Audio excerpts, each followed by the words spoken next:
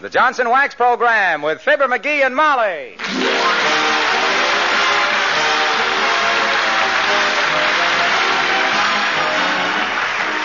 The makers of Johnson's Wax products for home and industry present Fibber McGee and Molly with Bill Thompson, Gail Gordon, Arthur Q. Bryan, Bea Benaderet, and me, Harlow Wilcox. The script is by Don Quinn and Phil Leslie. The music by the King's Men and Billy Mills Orchestra.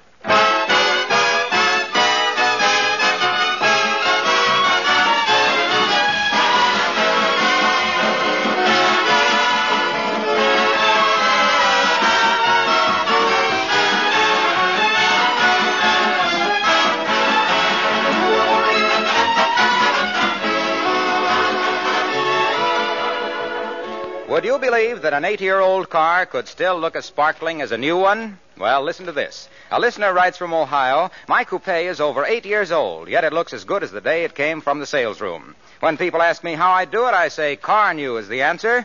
Well, now, of course, we're always glad to have folks praise Johnson's Car New. And if you try Car New yourself, you'll be mighty pleased at the beautiful polish it gives your car. And you'll be surprised, too, when you find how easy it is to use. There's no hard rubbing with Car New. You simply apply this special wax-fortified liquid with a cloth. Then you let it dry to a white powder. When you wipe off this powder, all the dirt and dullness disappear with it. And your car is not only clean, but beautifully polished, too. You see, Car New does not one, but 2 jobs at once. It both cleans and polishes in one application. Why not shine up your car with Johnson's Wax-Fortified Car New? It's spelled C-A-R-N-U.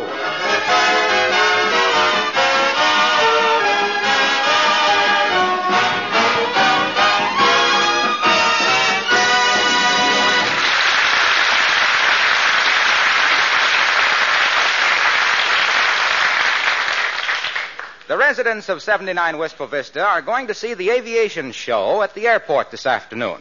So the master, he thinks, of the house, has fortified himself by reading a couple of flying magazines, thus qualifying himself for a high rank in the HAF, the Hot Air Force.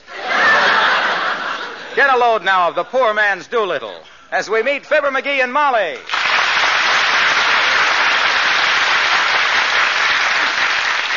Then when you release the brakes, check the oil pressure and set the altimeter, you taxi to the end of the runway. Now, wait a minute. Huh? It's taken you 45 minutes to test the controls, fill up with gas and oil, and study the map. Have you kept that taxi waiting all this time? My dear girl, I see you're rather unfamiliar with pilot talk. Taxiing means to run the plane along the ground. That's for me, then. The firmer we stay on Terra, the better I like it. You know I get airsick wearing a new pair of high heels or walking over a thick rug. Well, you better get over that, Tootsie. This is the age of flight. My gosh, one of these days we might own our own little helicopter. Who knows? I do, and we won't. And it isn't helicopter. It's collyheapter.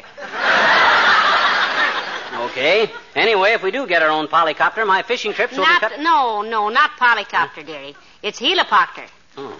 What did I say, pellyhookter? I meant hulipopter. Anyway, now we're at the end of the runway, ready to take off. Ready to take off what? Oh, just take off.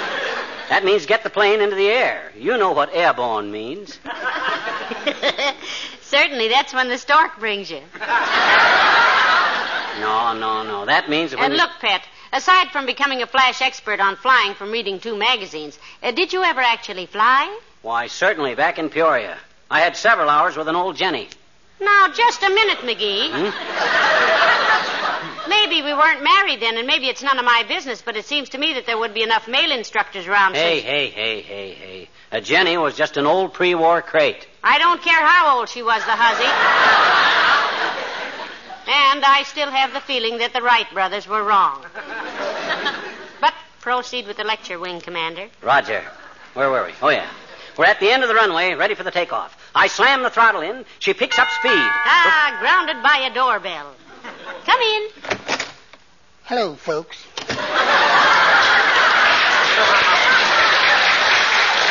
Hi, Wimp. You going to the air show at the airport this aft? Oh, yes, indeedy. Are you? Oh, yeah, we have our tickets, Mr. Wimple. Himself here's all hopped up about it. We've flown in and out of more hangars this afternoon than a rented tuxedo. You flew much, Wimp? Well, no, Mr. McGee. Though I've built just scads of model airplanes. Oh. But believe me, I'll never do that again. Why not, Mr. Wimple? Lose interest? No, Mrs. McGee. But last week, just as I was finishing my latest model, Sweetie Face walked in. Sweetie Face, that's my tremendous big old wife. What was her objection, Wimp? Personally, I think every man ought to have a hobby, even if it's only collecting cigar ashes. What happened, Mr. Wimple, if the memory isn't too painful? Well, I was just sandpapering the vertical stabilizer when Sweetie Face walked in and said, "What model is that, stupid?" And I said, "Hellcat." And the next thing I knew, a doctor was taking 5 inches of fuselage out of my empennage. Well, that's enough to make any man lose his interest in aviation, Wimp. Oh, you're so right, Mr. McGee. But Sweetie Face insists on going out to the airport to see the show. She used to be a stunt flyer herself, you know, before her accident. Accident, Mr. Wimple? Yes. She tried to fly through a railroad tunnel once without checking the train schedules. My gosh, a thing like that could be seriously fatal, Wimp. Has she done any flying lately? Not since last summer, Mrs. McGee. And then she made a 3-point landing in a haystack with a parachute. Horse feathers. How could she make a 3-point landing in a haystack? She landed on a pitchfork. Made quite an impression on her, too. Well, I've got to be going now, folks. Goodbye.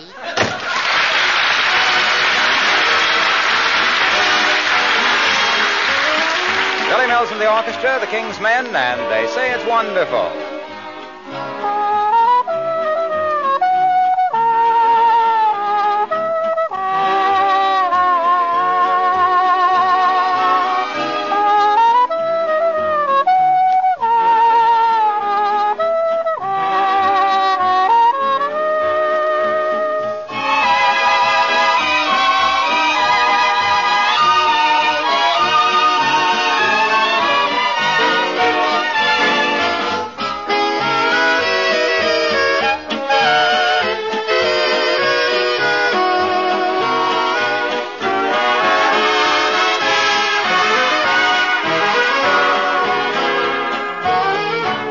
Say that falling in love is wonderful, it's wonderful, so they say. And with the moon up above, it's wonderful,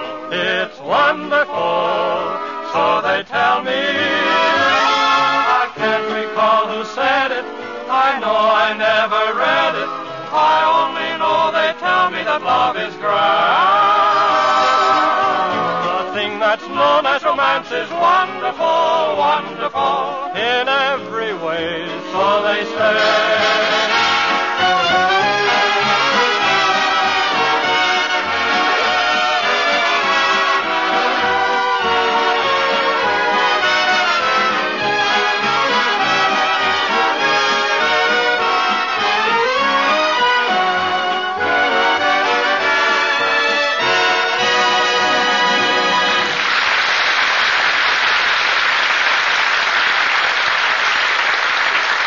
Hey, Molly, have you seen the tickets to the aviation show? Yes, dearie, they're right there on the piano.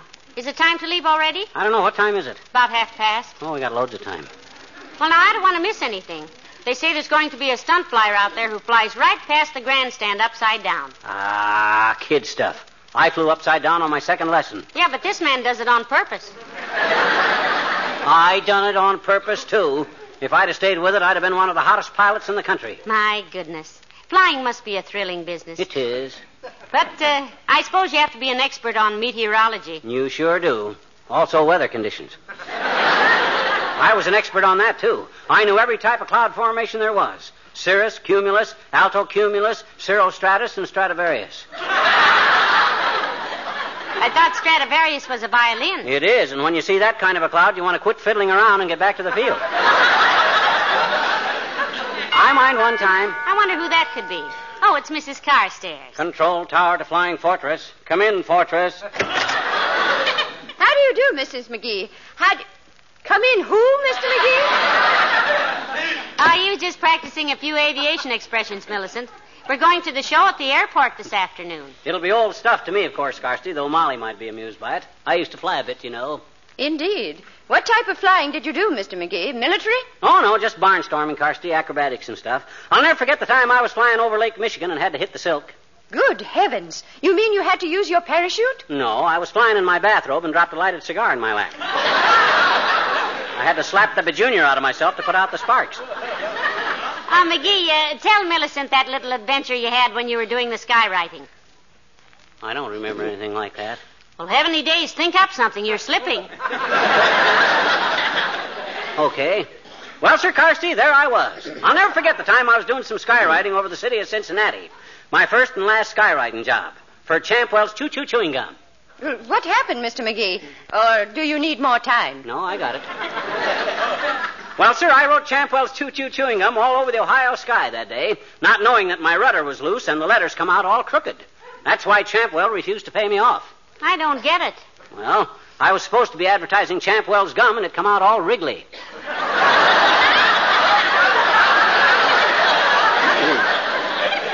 Well, you forced me into it.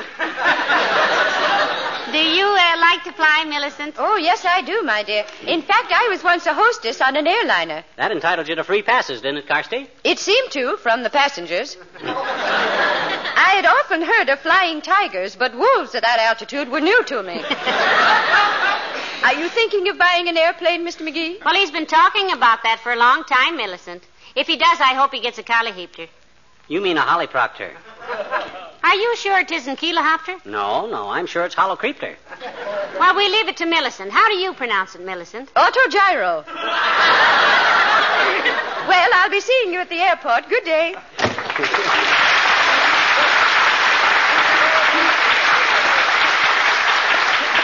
Autogyro, huh?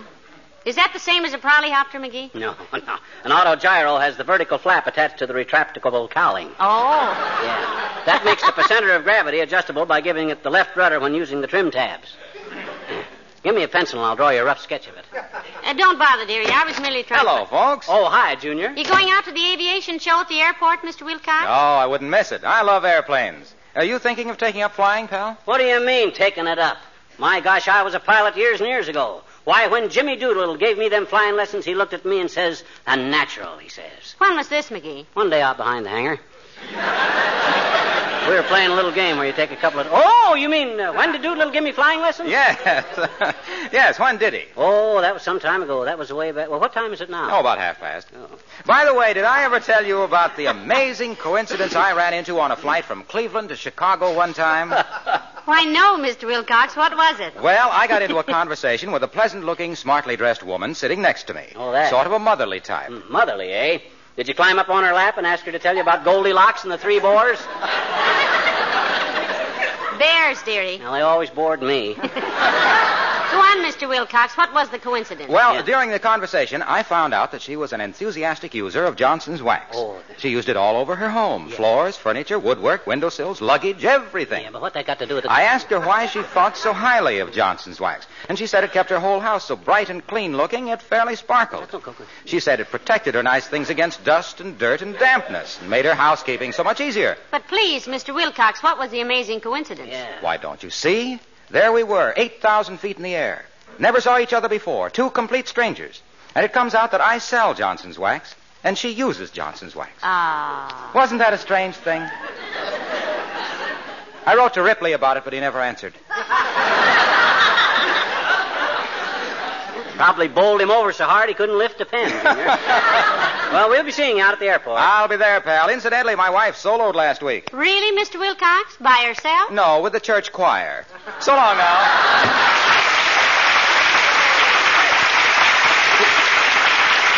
You know, Molly, I hope to have some private planes out at that show at reasonable prices. I'd like to have a little job of my own. I've been suggesting that for years. Oh, you mean an airplane, I see. What kind do you want, dear? Oh, a fairly hot job. Cruise at 250. One with reversible propellers so I could back up if I overshot the landing field. 4-seated model, 2-way radio, and radar. Something around $900 delivered. I mind one time... Come in. Oh, hello there, Dr. Gamble. Do come in. Thanks, Molly. Hello, Bucklewort. Hi, a fever chart.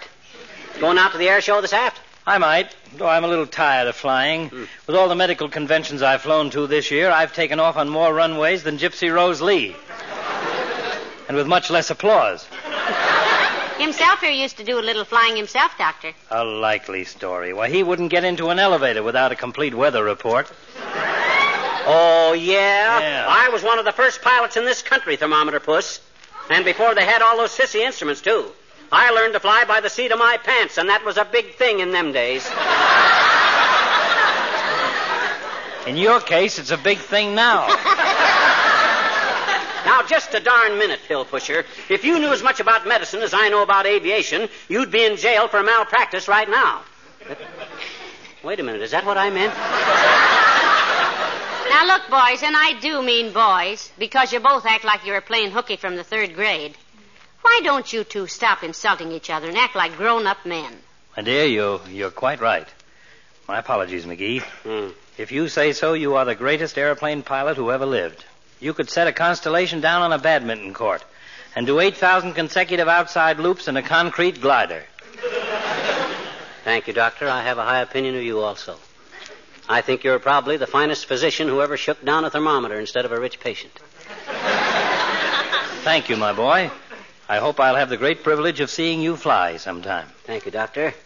I hope that sometime I may honor you by letting you x-ray me with my clothes on. I know you wouldn't take unfair advantage by diagnosing my wallet. Thank you. I sincerely trust that you... Oh, for goodness sake, stop it. This is worse than the other way. Go ahead and call each other names. Okay. Look, Melon Belly. You say you were going to be out at the air show? Why, sure, ground loop. And if you're going to prowl around those airplanes, let me give you a little advice. What's that, Doctor? Don't walk into any whirling propellers. They'll give you a splitting headache. See you later.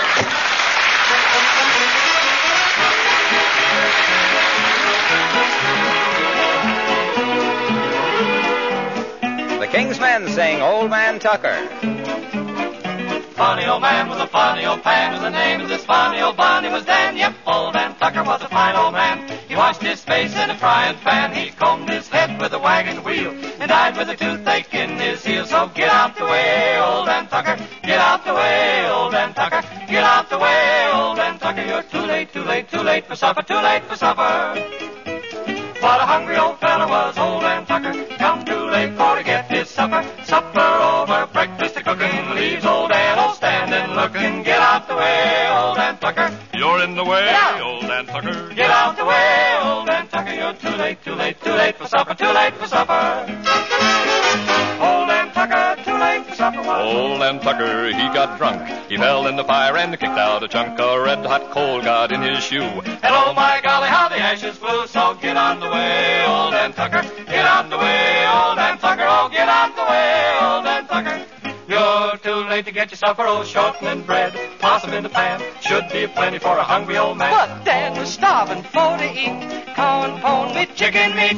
He went down and stole some pullets. Come running home with his pants full of bullets. Poor old Dan. You said Poor old Dan. I said old Dan Tucker is a growing gray. The time is a coming for the judgment day. When he gets to the pearly gate, I hope to goodness he won't be late. Oh, get on the way, old Dan Tucker. Get on the way, old Dan Tucker. Get on the way, old Dan Tucker. Get on the way, get on the way, Get on the way, get out of his way. He won't be late for supper on that judgment day.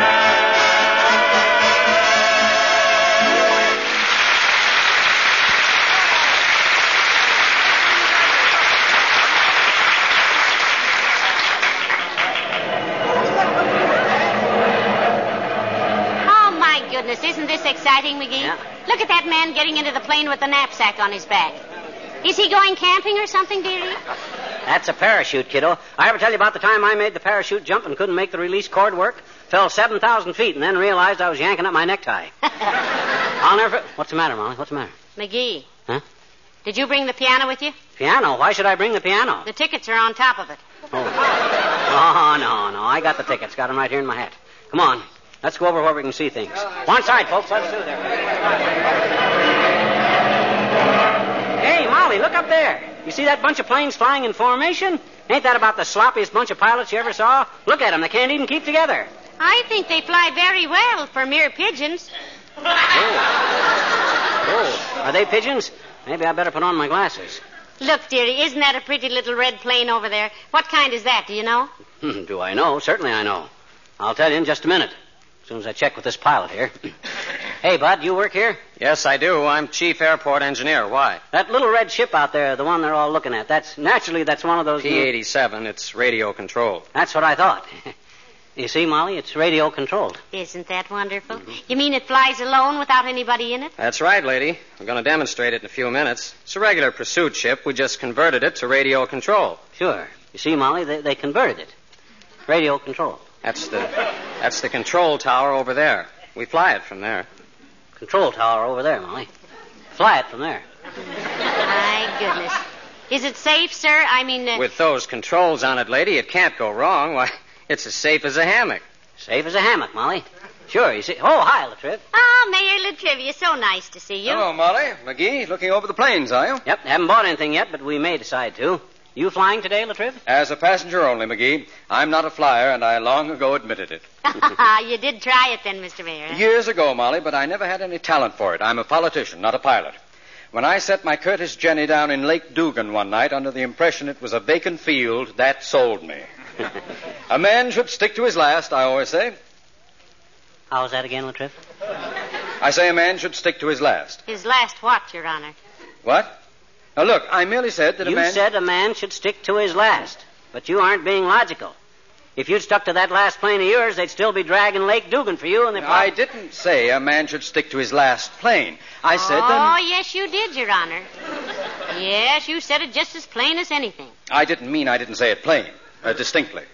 I meant plain, P-L-A-N-E, and the phrase sticking to your last is an old cobbler's expression that means... that's for me, boy, I love it. What's your favorite, Latriv, apple or peach? Apple or peach what? Cobbler. I make a strawberry cobbler that McGee says is I the was best. not talking about food. I meant shoemaker. You mean Eddie Shoemaker that runs the hamburger joint on Oak Street? My gosh, he serves the worst cobbler in town. I ate there once. I did not mean Eddie Shoemaker. Oh. I meant any shoemaker. Didn't you ever hear of a shoemaker being called a cobbler? No, but if my shoemaker doesn't get my evening slippers back this month, he'll be called worse than that. You know, he's had them so long that Look, please, let's get this straightened out. My original statement was that man should stick to his last. That's what I first said. That's right, Your Honor. The first thing you said was last. Right. Now then, the expression I used is a very old one, which means that a man should do what he can do best. Do I make myself clear? Sure, but why try to drag old Eddie Shoemaker into it? Just because he serves lousy apple cobbler is no reason... I was not dragging Cobbler Appler into... Eddie Shoestickler was... Look, when I said that a plane first, a stick should last to... When I landed in Dugan's top... the pond... You said it was... I was the one who... And it wasn't...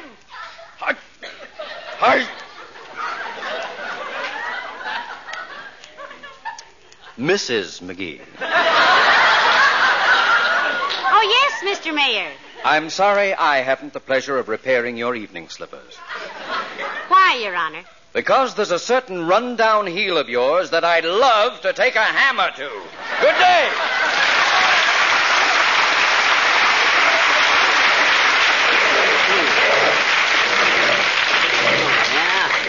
A run-down heel, am I? I'll show that baby kisser, that two-bit politician, which of us is smartest, and I won't land in Dugan's Lake, too, either. McGee, what are you going to do? Come back here. I'll show him if I can fly or not right now. I'm going to fly that little red plane. What do I care if it is radio-controlled? Don't go away, Bonnie. Don't go away. I'll be right back. McGee, now don't get into that plane. Heavenly days, you might... McGee. Who's that guy that just got into that plane? He can't do that. That's a government plane.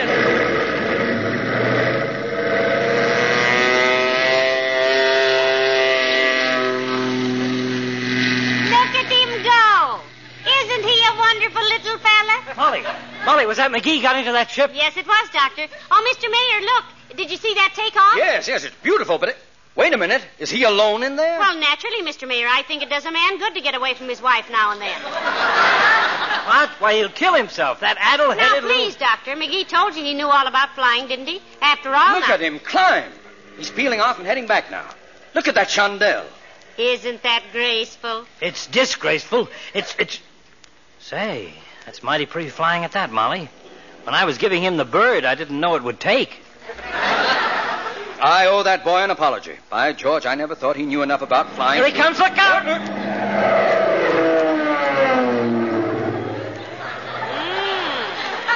He was a little low, wasn't he? Yes. Pick up my hat, will you, Doctor? I'm afraid to take my eyes off him. Pick it up yourself. I'm afraid to look away, too. He's circling again. My goodness, isn't that lovely flying? Here he comes for a landing. Looks pretty good. Watch him now, watch him.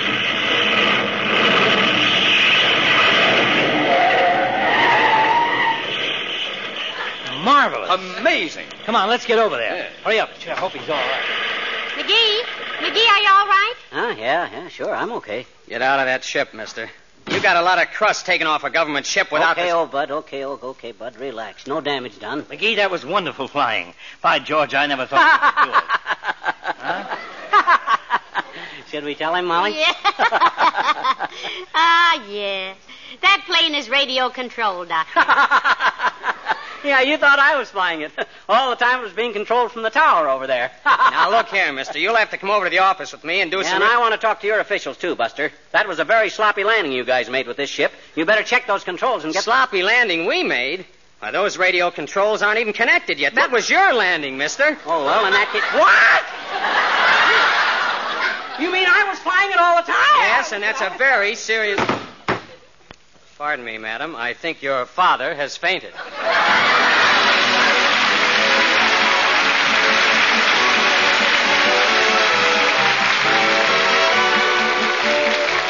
They say a woman's work is never done. You ladies will agree with that, but I think you'll agree, too, that today there are many ways to save work. For example, kitchen floors that are protected with Johnson's Glow Coat can be crossed right off your list of difficult chores. It's so easy to apply, for one thing. There's no rubbing or buffing. You just spread it around on your linoleum or other floors and let it dry. Glow Coat shines itself. In 20 minutes, you have gleaming floors that you can be proud of. And that's only one of the ways Johnson's Glow Coat saves you work. Don't forget, too, that the tough Glow Coat film takes the wear and tear, so your linoleum lasts much longer. If you're not using Johnson's self-polishing Glow Coat, wouldn't it be a very good idea to start using it now?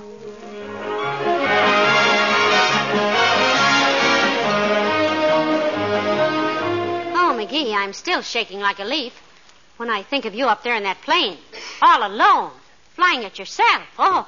Now, relax, kiddo. The only thing that embarrassed me was when my trousers slipped off afterwards. How on earth did that happen? Well, that plane wasn't fitted out for a pilot. There wasn't any safety belt. What I unfastened was my own. Good night. Good night, all.